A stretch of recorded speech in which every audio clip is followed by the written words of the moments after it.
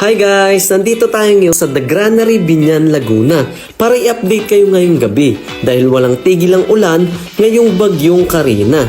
Kakauwi ko nga lang pala galing work sa Taguig at dumaretso na din ako dito. Dahil malakas kayo sa akin at love na love ko kayo. Ito nga pala yung pinakahihintay nyong update dahil marami na rin nagme-message at nagko-comment sa akin kung kamusta ng araw dito sa The Granary, Biñan, Laguna. Dito na nga din pala ako nagsimulang mag-video sa Bukana, yung may signage ng Granary.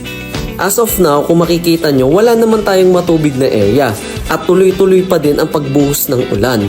Dito sa may bandang gitna, wala din naman tayong mapapansin na matubig.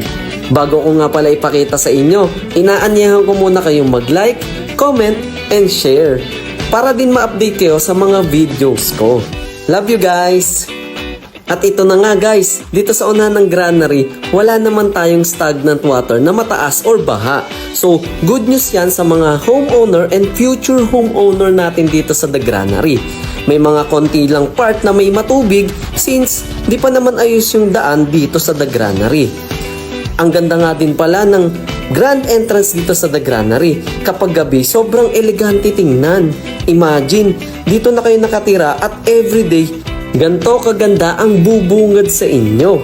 At kung interested ka dito sa The Granary, ano pang hinihintay mo? I-message mo na ako at masaya akong i-assist ka. Reservation to turn over.